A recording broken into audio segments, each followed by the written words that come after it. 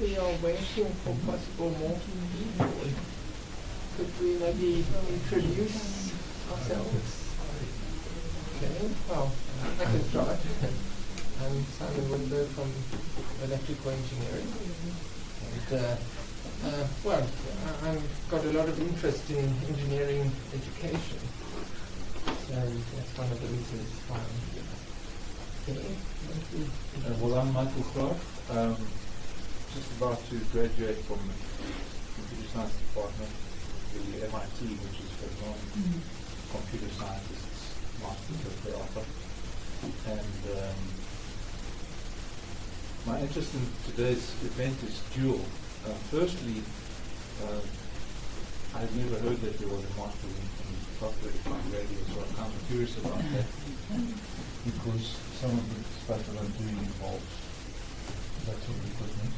But secondly, I am interested in online education separately from my own studies because I'm an activist in sort of one of the things I'm an activist in is internet access as a basic human right. Yes.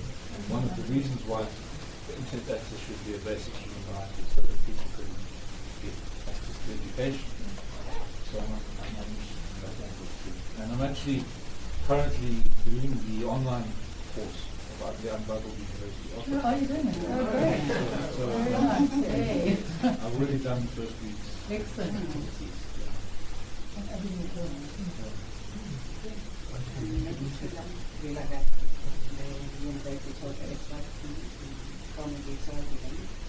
a new student in the field, a research student. I touched here on science teaching courses.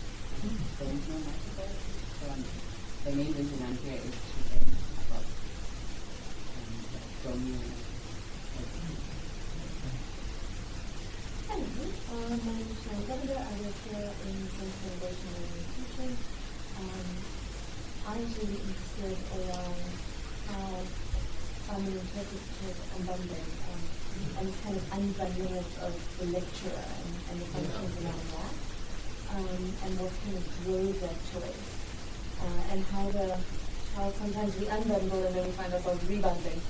And so I was quite interested in that kind of position. So I'm here to discuss that a little bit more. Hi, I'm Janet Smith. I work with the table at CILT. I'm a learning designer and I'm also taking MOOC, which we helped to make. And I'm interested in some of the issues around the role of an educator and especially in the changing online space. And your question there around the professional and the postgraduate, that space of professional masters, research masters, and how those issues have been handled. So you're quite interested in that each aspect? Yeah. So Anything to do with online. yeah. Clarissa, my fellow. The result is stuff for maintain. And so I just would like to inform people that the session is being recorded. And we will share it. I'm Stephen Marquardt from CILT. I work on the faculty chair and learning technology. Simon Hall from Geomatics. I've recently, but actually mid-October, I handed in my PhD, still waiting to hear the results. Finding myself with a little bit of mental space for the first time in 6 years. So I'm doing the online concept and learning teaching course, and also starting initial concepts of a taught masters that I've wanted to introduce for a few years. I've got 2021 in my sites that I'm coming to hear about designs of master programs and concept of teaching. The board could probably give you a lot of details on that one. Yes, would you like to introduce yourself? I'm Kyla. I am from 20. Question number 315. I'm currently also an educational student for a teaching course. Well, I'm looking for so, I'm not sure. Trevor Bones from Electrical Engineering, still learning. This topic is actually relevant to the whole of the notes.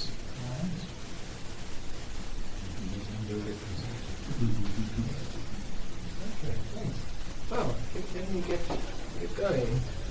Okay, so this is largely reflections on the experience, but also some practical insights, I suppose, on how this specialized course was structured, a bit of the history of how it came about.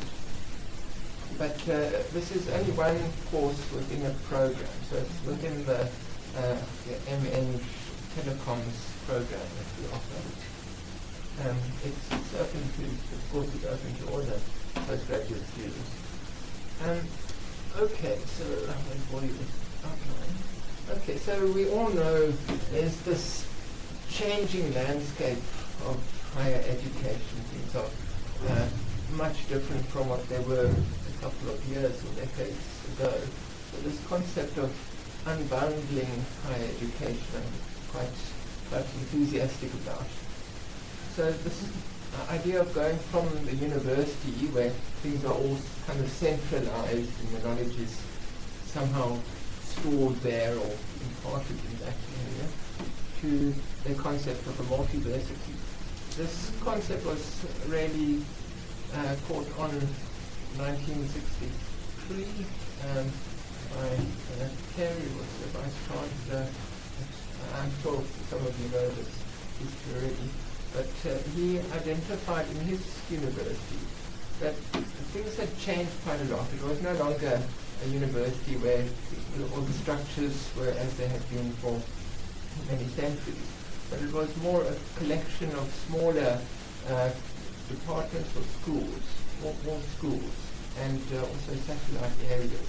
But such a wide range of diversity among the programs offered that he thought that university no longer was a suitable term for it. And I think many of our universities nowadays would fit more within the multi-diversity concept. That, like UCT, is spread out. We've got the health school and graduate school of business and things all kind of, all specialized courses and things which are quite spread out. It's not how things were originally. Then there's also expanding educational offerings. So industry and other stakeholders expecting more, essentially, from universities. That there's additional societal and industry problems that universities need to address. There's the postgraduate study is also expanding.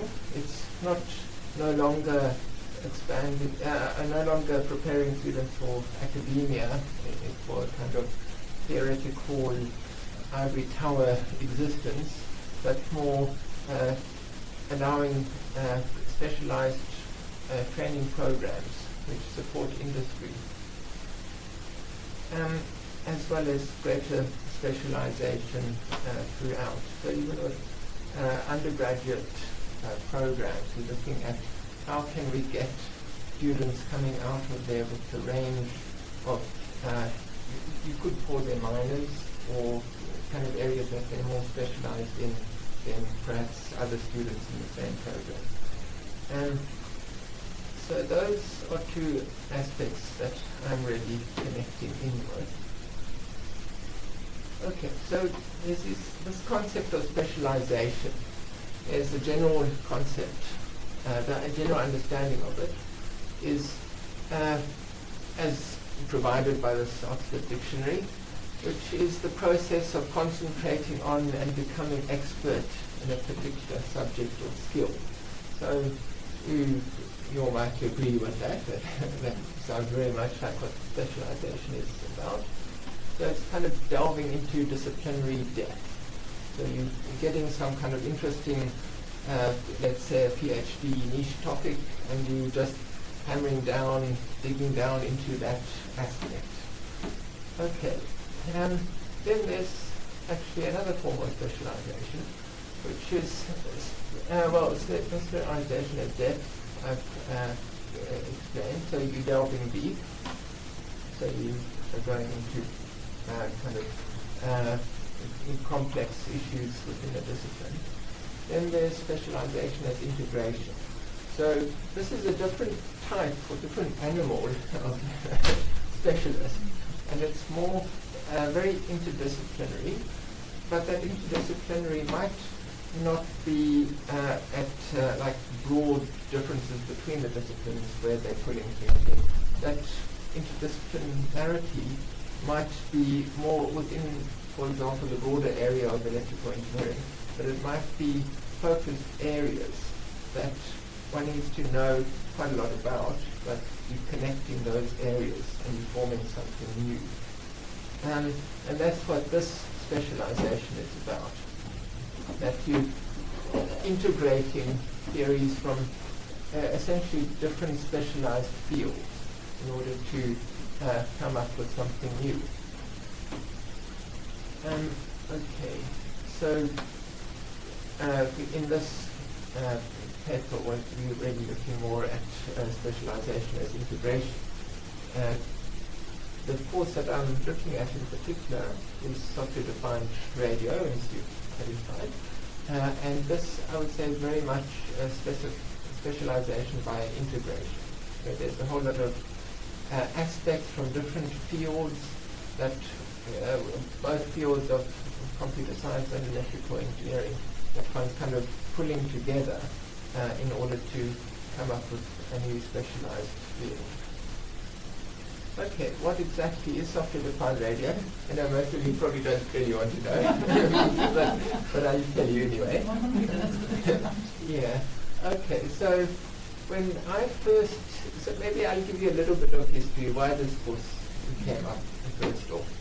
So I was back from 2010, I was involved with the SKA, and the concept of SDR, software-defined radio, has been around since about the 1970s or so, where it's become more widely used. But you know, it takes a while for it to spread throughout the discipline. When I started with this SKA project, well, I suppose we knew about SDR, but we didn't realize how relevant it was. So I was more working with radio systems and digital signal processing for that, but it was very much centered around that type of processing. I wasn't actually thinking about radio in terms of telecoms. I had done that type of DSP programming before, but when I moved into the SKA area, it was very much looking at the signals for the sake of signals, not looking at communication. We haven't communicated with the aliens yet. Okay, so, but the concept of SDR is actually much wider. It's very widely spread in some respects. So I was perhaps more an expert sitting in this kind of area. So looking at the signals more as the sake of analyzing the signals. But SDR also connects with these other aspects.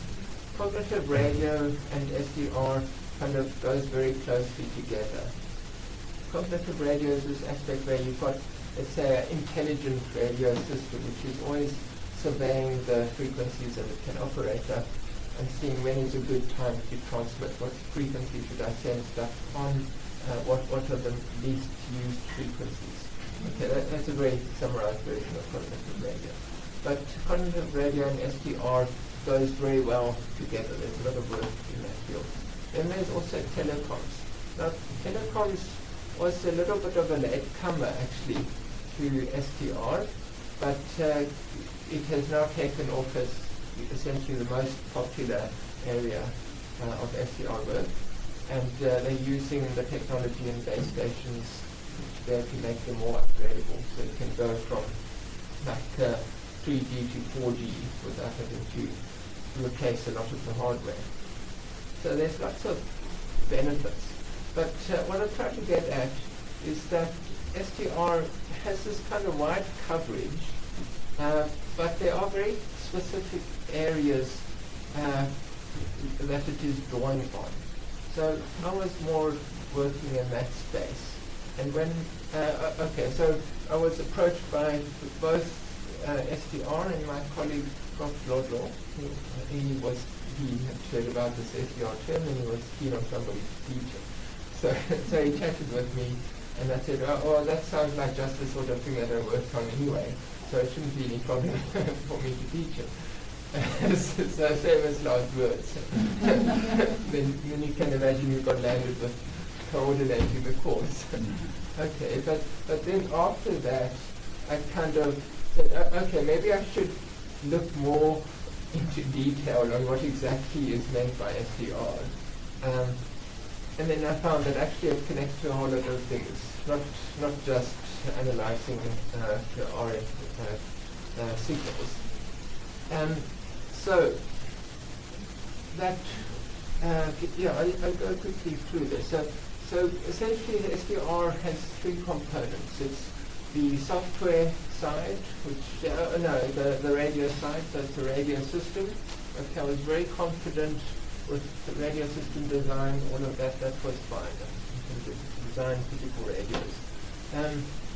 Then there's software, that's all the usual software things, software engineering, embedded systems. Then the defined aspect. Now that's bridging a lot into the theoretical level, and there was a lot of things that are not necessarily standard to like a totally analog radio system, and it's radio theory as well. Okay, so on understanding those aspects better, the research question really became, how should we construct a software-defined radio teacher for the course drawing on specialists in related fields? When this area, there isn't exactly a general expert in the area of software-defined radio. So, and then there were other aspects that we needed to get it all together in a year, and we need to continue on whatever usual duties we were responsible for. That's right. Okay, so let's have a quick look at the theoretical framework here. So in order to analyze this process, I was using Engström's activity theory. I thought that was the best, a good fit for what was happening here. So as I indicated, there were a number of stakeholders on this course. So industry, SDR, telecoms, companies and things, they already the community here that they were connecting in with that. Then there's the various rules of radio systems and SDR systems. And that's on the one side of the teacher. So you could define the teacher as a separate activity system. The learner is another activity system. They've got a different community to a certain extent. They might be more centralized within, for example, radio astronomy or in telecoms, whereas the teacher needs to be able to deal with more the breadth than a specific focus on one of those. And both of these sides have the same outcome, so it's always good to keep a focus on the object and the outcome of your activity system. So this is a dual activity system. We've got two partly interdependent activity systems, but they've got the same outcome, which is to develop skilled graduates in SDR expertise. Okay, so we can look a little bit further into this. For the teaching activity system, we had the subject. Okay, who was involved with that? That was the lecturers. There were guest lecturers. There were tutors. Okay, so this was originally back in 2016 when we started planning it. So we wanted to err on the side of too much than too little. so maybe too much teachers rather than too little. Then the tools that were being used, so the curriculum, the pedagogy, assessment. So most of the courses were doing, most of the students were doing it for marks. So we needed to have some form of assessment. And then the object itself was SDR knowledge, so that everybody was learning. Okay, there were various rules like that there was a portion of independent work that needed to be examined, the community involved, different stakeholders, the division of labour, how we were going to split up the responsibility. Okay, on the learner side, they have the same object, SDR knowledge, and the tools, well, there was a broader range. The interesting thing is that the group was very diverse, so they had experience in a whole range of different tools, and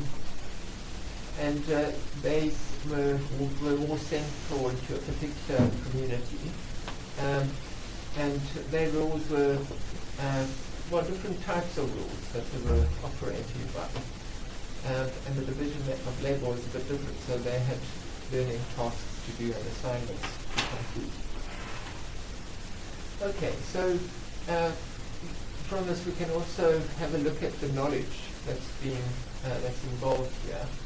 And if we look at the specialized area of SDR, it's drawing on radio, computing, and analog electronics. So there were experts available in each of these fields, but not necessarily an expert that at least felt at the time perfectly competent in that area. So the teacher's initial knowledge was the depth of knowledge in their specialized field, lacking a general view perhaps of the pedagogy that's appropriate for teaching students SDR knowledge. Didn't know who the students were, so we were perhaps assuming that it would mainly be telecom students, but even though many of them were, it was a very broad mix of students that we ended up getting. Okay, we didn't know exactly how much of our independent fields were really relevant to the general aspect. So now I'll go quickly into the bundling that we did. So this was over a 3-year period. So bundling number 1 were all the lecturers were passionate about their respective topics.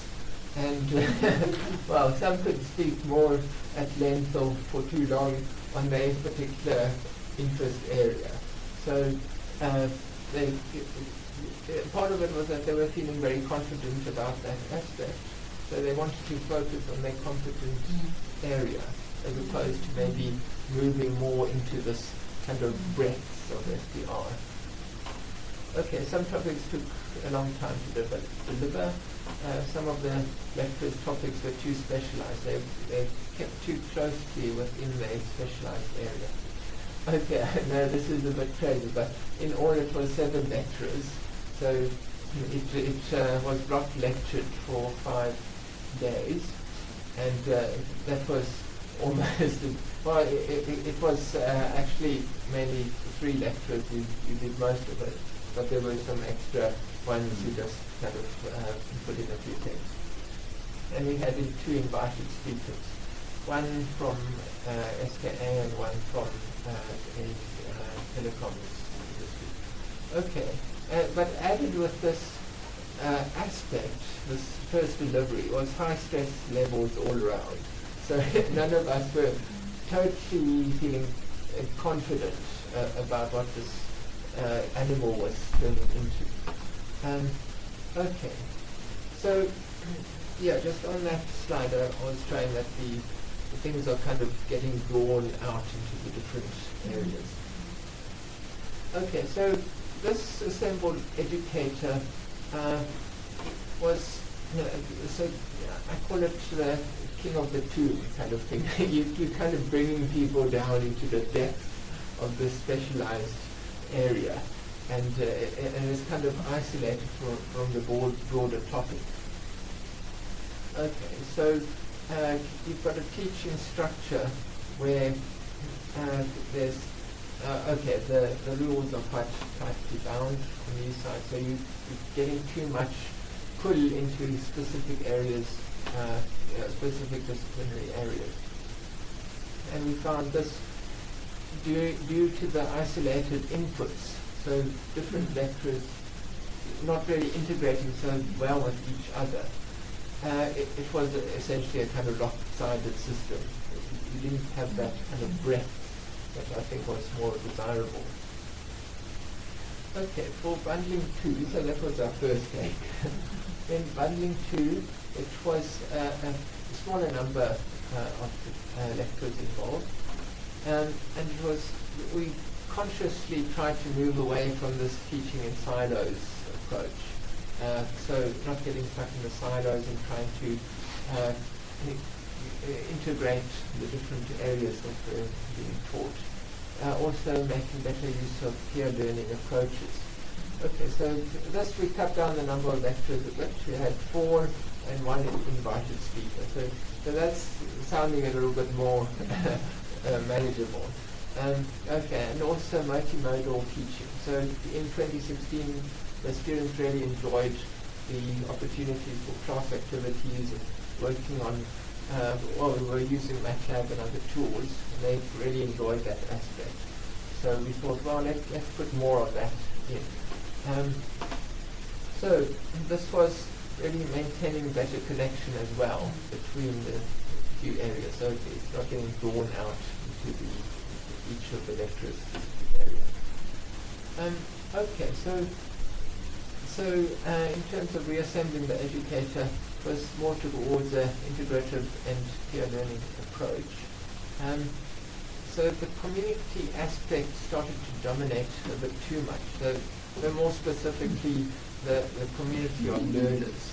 They almost were kind of taking control a little bit much. It was kind of anarchy, perhaps, that was happening in there, because we were giving them too much flexibility.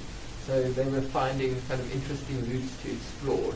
And I mean, I would be going around in the lab and seeing what exactly, are they going through the assignment that we gave them, or are they going kind of off topic, exploring things that they were interested in. And in some cases it was too much going off topic. So we had to kind of rein everybody in a bit. Okay, so we found, what I put here, students lost in the deep blue sea of kind of diversion, where they were exploring own things that they were interested in and not sticking to the program. Okay, the third bundling, which happened last year, was more a hybrid, balanced approach, where we had, integrative training as well as some multimodal experiences. So we moved away from a totally multimodal peer, the level of flexibility of peer learning, into more a combination of transmission. So we had focused lecture periods, transaction spaces, so they were involved in activities, and my colleague and our tutor went around to make sure that they were transacting appropriately, not getting stuck in the deep blue sea of diversion during the practical periods. And then also transformation. So ensuring that the candidates were actually able to go beyond what was covered in the course. We found that was something that was lacking in the previous ones. We didn't address that issue sufficiently. So on this last course we had, the last few periods, it was really inspiring them to investigate interesting SDR-related domains that they might want to explore further in their project. So there was more engagement that we were involved with in that. Right, so the problems here. Well, okay, so in 2019 we're having a break from the course. We're offering it in 3 chunks with the 1-year break. Most of the MN students take, well, over 2 years to complete. So if we've got a 1-year gap, there's usually opportunity where they can catch it up in another year. Okay, and with the prerequisites, many of the prerequisites they would have done in undergraduate. So the other MN courses, they shouldn't need any of those to complete the course. But okay, but what happens if these 2 lecturers aren't available? Because in 2018 it ended up as being 2 lecturers, me and my research officer. So the allocation of time per topic has changed quite a lot, and I'm doing this analysis just to see where could we optimize things and what is the kind of trajectory. So if it started off in this kind of structure and it became more optimized over 2 years into that, where are things likely to head? Is it at a stable state? Do we need to look into it further to think of how would it be possible to have somebody else take it over if necessary? So the changes here between 2016 and 2018 was lecture time per topic. It was greatly reduced in terms of the amount of standards that were looked at. A huge quantity of the literature on SDR and course notes and things that we were looking at, it just overwhelmed students with standards, and I know our students were complaining about it as well. And I think a lot of that can probably be cut down even more. Then time for course activity. This we found less in terms of lecture time and more in terms of the actual practical time, so this orange section, and the project time, which should be the grey section. So I think it's getting towards a better balanced system, but we probably need to possibly, because it's only a block lecture course, that we might need to cut the lectures even more, so that there's more opportunity for the student to engage in the practical. Okay, so a central aspect that I can reflect on from the course was the magic of coordination. So, and I think this might be a general situation for master's courses in general. So there's a lot of things that an academic is involved with, and it's unlikely that they have the luxury to focus on one specialized course for like a whole year or whatever it would take to get it together properly. But the aspect of coordination, so if you've got multiple people that can help out with the course, you're able to give a little bit of their time to do a little piece of the course, getting all of those contributions together in a kind of meaningful way. I mean, it could save you as the coordinator, for example, quite a substantial amount of time. And especially if you can find who's expert in what areas, it might be very easy for them to come up with the material. They might just need to customize things a little bit, make it more general. So I've been following a kind of approach for a reflective practice. And the major aspects here were curriculum planning. So I think that's a general issue. I mean, we know curriculum is important. So spending enough time on curriculum planning, and after the course has been delivered, to go back and reflect on that, see how it can be chopped and changed. Comparing notes and synchronizing. So in 2016, everybody had kind of their separate notes. We eventually put it in a Google Drive, but then that was a bit late because nobody had time to actually review each other's work.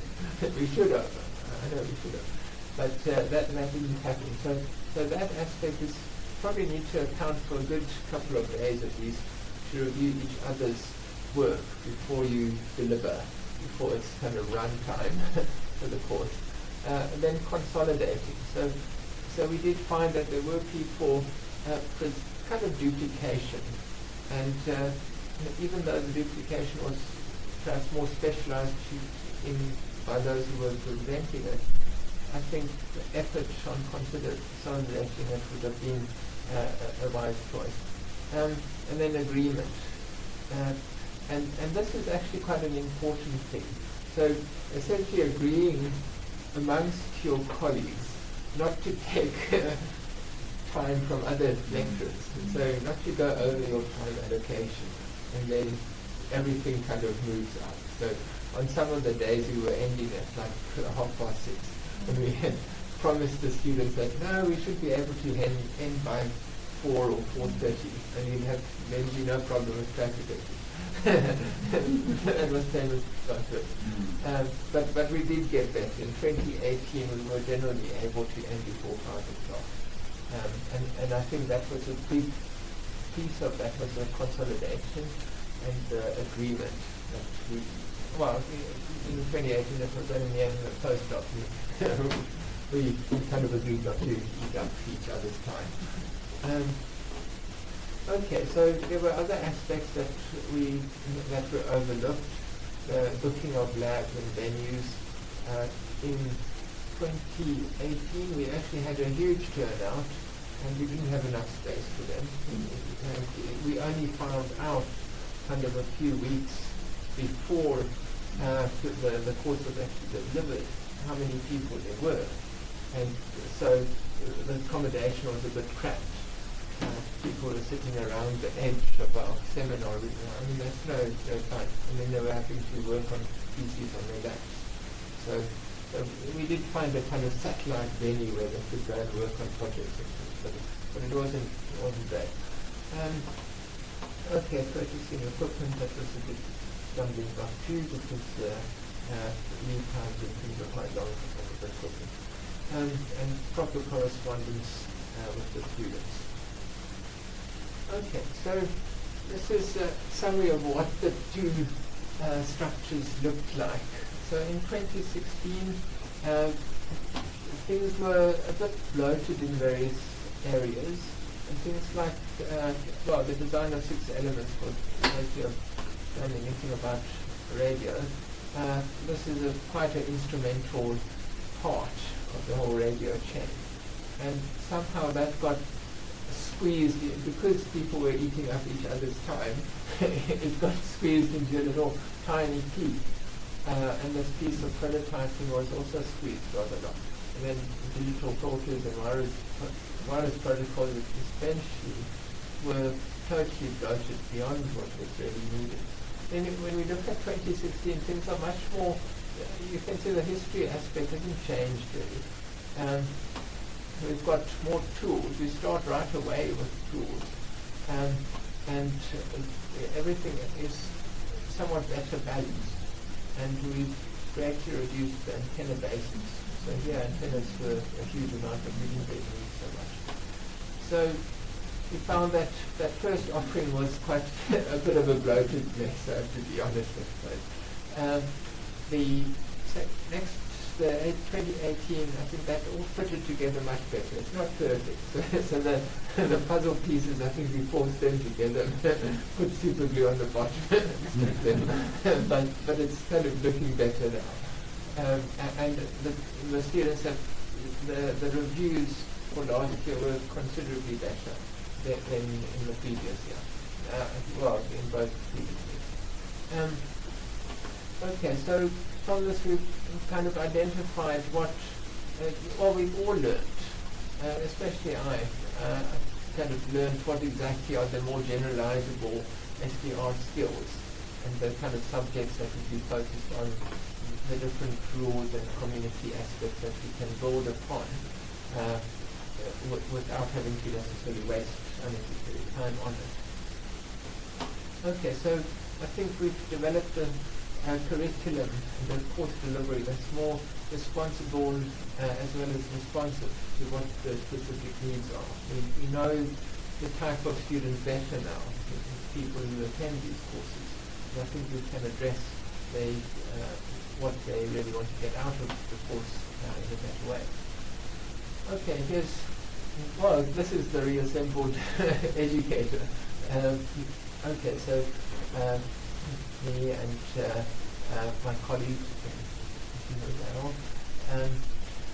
okay, sustainability are things that we need to think about for the future. And I did speak with my colleague Andrew if he would be interested in coordinating it for a year or two. And there wasn't a decided decision on there. I mean, we did help out. But with other stakeholders on the course, it is a concern about the sustainability of it. I think we've got a good system together, but the system really depends a lot on the people. I mean, the resources that we've got that's kind of reusable, but you need to know how to reuse them.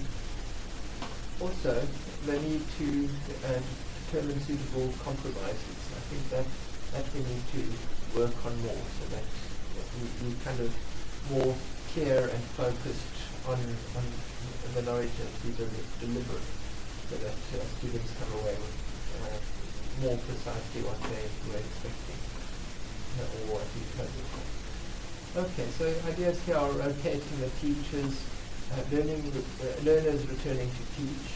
So in 2017 we had one of the graduates returning to be the guest lecturer, as well as getting more industry partners to join the team. Okay, well, thank you. That has approximately taken 40 minutes. Okay, so I thought we could open it up to discussion and comments and any questions you might have. Yes. So you said rotating teachers at the end. And what do you mean by rotating teachers? That they teach a different subject? No, not really. I should maybe say rotating coordinators. Okay. But also the teaching staff that were involved. And I think for this course it could be nicer to have more PhD or at least postgraduate students involved in specific areas of the course, because what it's become a larger amount of practical lab practice that they get, and I think postgraduate students would be able to provide useful help on that, because that's one of the things that in 2017 that we're asking for, and we're saying this, you're crowding our brains with too much theory. We love the practical, give us more practical. So I think that could be quite an effective thing with postgraduates involved.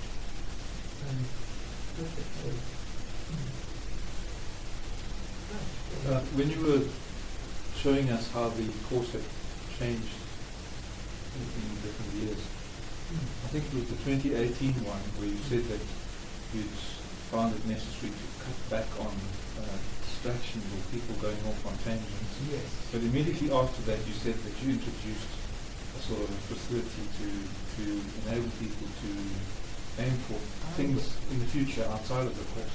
Okay. So that the two seem to actually complement each other or even overlap. Yeah. I mean, if you could say to people, stop doing that now, you can do that afterwards, it will help you set off when you finish the course. I'm very delighted that you noticed that. Yeah, so we restructured things essentially, so less opportunity to go on tangents in the practice class activities and things during the course, but rather consolidate things. It was like a 2-hour session at the end of the course that, we actually gave them readings that they could look at before the course started, and they could select from there what kind of area they were interested in. And then they were told that on the last day there's going to be this kind of Indaba opportunity where they can talk with lecturers and things on areas that they would like to explore further, and to establish possibly a research buddies to investigate aspects that they think what was really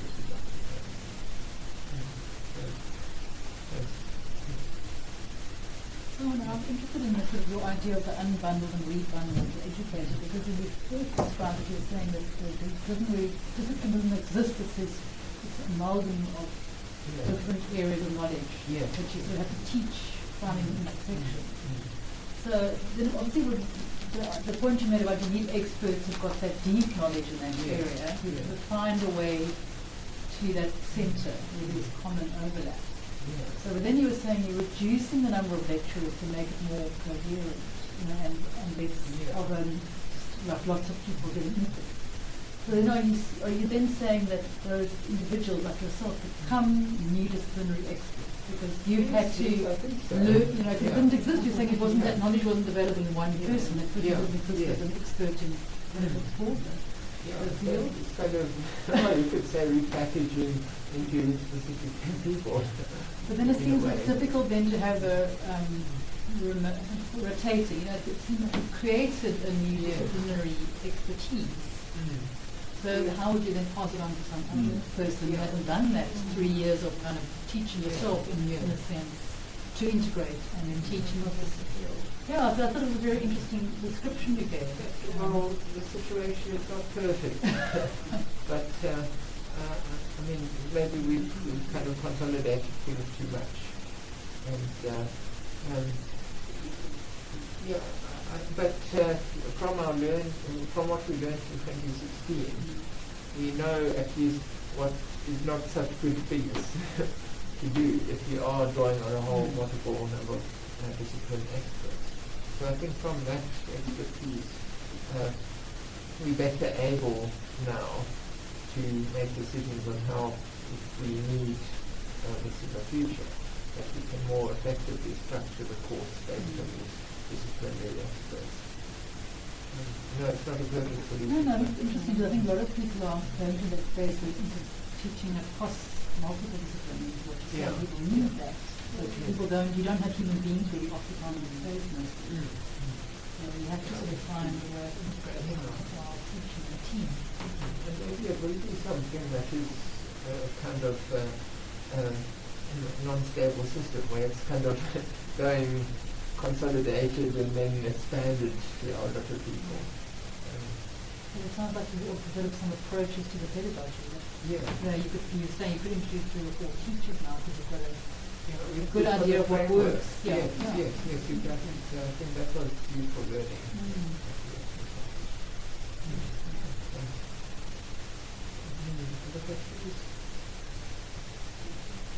One question. In 2018, why were there other academics in Ghana interested? Well, maybe because we simplified it. It was a time issue. And me and my postdoc, research officer, we were feeling quite confident about drawing out. So we decided, okay, well, it's going to be simpler if we just do it ourselves. So, and I mean, when we had that big team of 7 lecturers, it was quite a challenge, kind of getting them all to agree on times to do things. So that was maybe a simplification. You said it was block taught, so when did that happen and how much contact time is there with the students? Okay, so that was over 1 week of lectures and afternoon practical sessions. So I suppose, although it kind of leaked quite badly, it went over into the evening. So I suppose it ended up being something like 40 hours of lecture. I know, it was a bit excessive. And maybe 10, 20 hours of practical work. And a lot of the students stayed on, they were working on their own PCs, so they could take their laptops to one of the 24-hour labs or take it home, and they just continued working on the practicals in their own time. So, yeah. Okay, so it was one block session, and then there were some projects after that. And me and some of, for 2016, me and some of my colleagues took responsibility on supervising particular projects. And the same thing in 2017. In 2018, I suppose I put a lot of the load onto the research officers who supervise those projects. They had lots of interaction with us. So after the block lecture was run, what we start meetings and to check on progress. And these are professionals who go back to their jobs, I assume? Yes, yes. So they're working and studying? About 80% of them. That is so conceptualized. Mm. Is that part of a model, like a single master's level course? It was a lot of work. It's a lot of work. There's a lot of demand of both in terms of them and yourselves. Yeah. And in terms of sustainability, that kind of comparison. Yes, you're right. And I think we definitely overdid it a bit.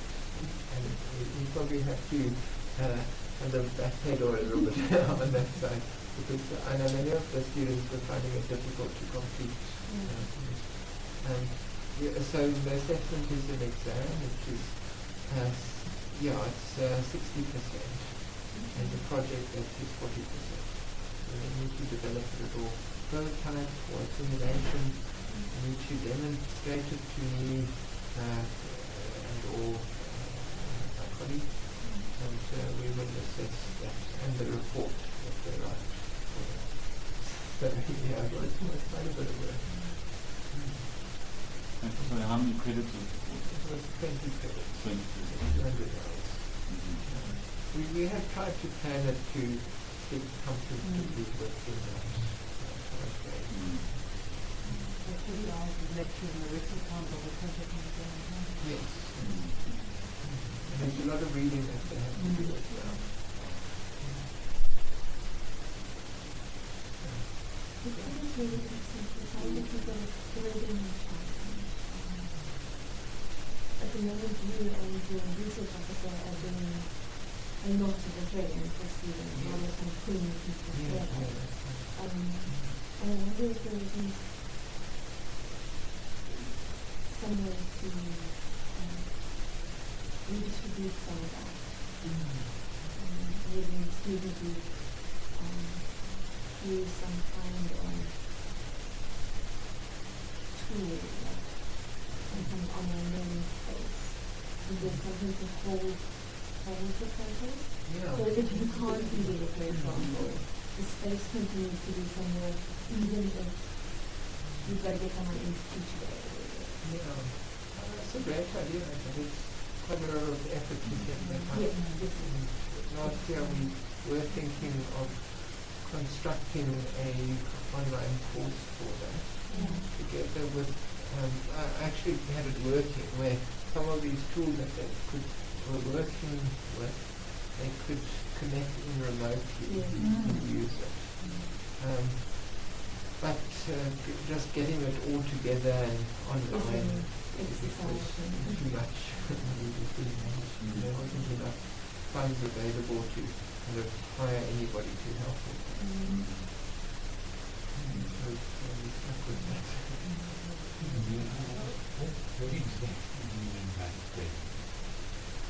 So I'm thinking specifically about like undergraduate courses like CILT. And you have people teaching two.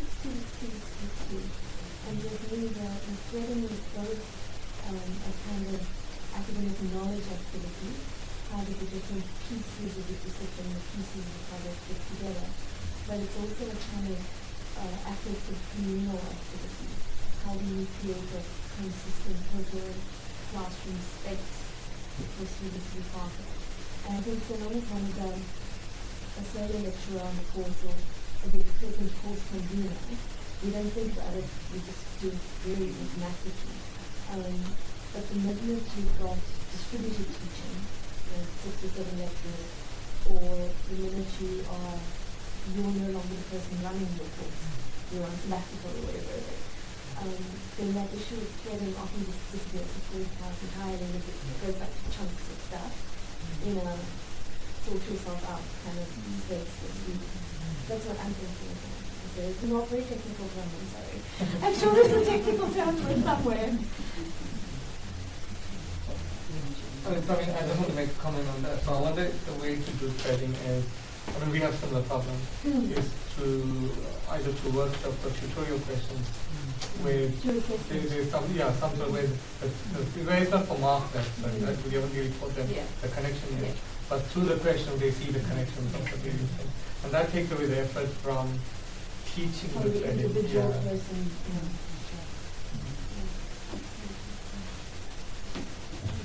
One more question. The week block teaching, is that aimed at giving them a foundation, and then they go off and do, you said that you give them lots of readings to do. Yes. So how does the contact time and the CILT study and the project kind of come together? Okay, so most of them, I don't expect to do much reading before the course. I do give them some easy readings, which they generally, I'm pretty sure don't read. But then, so yes, that's right. So it's meant to give them a kind of foundation really. So getting the basic. These are the big ideas. Yeah, more or less, but not so much the ideas, but these are the essential skills and methods that one will use and the theory. So getting that foundation, and a lot of the participants were kind of not your standard type of student. They were more mature, and they hadn't done undergraduate for quite a few years. So they were a little bit rusty on some of the signal processing aspects.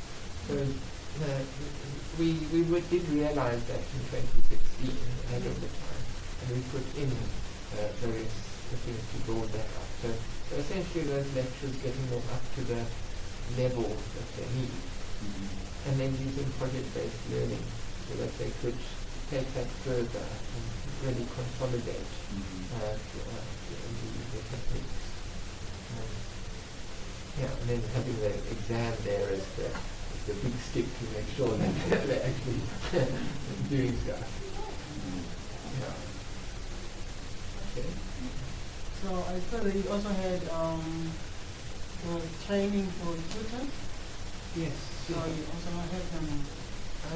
That was mainly in 2016, because I was kind of very stressed out about everything. I had a full training course we had 2 tutors that year. I had a training course for them. We used the tools. In 2017, one of those tutors was available to tutor again, so I didn't need to worry with the training. I think we only had about 2018, we didn't have any tutoring support. So you had to take it over. Which is not really an ideal thing because it comes to practice.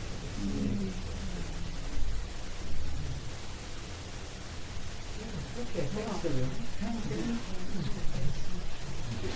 Thanks, Simon.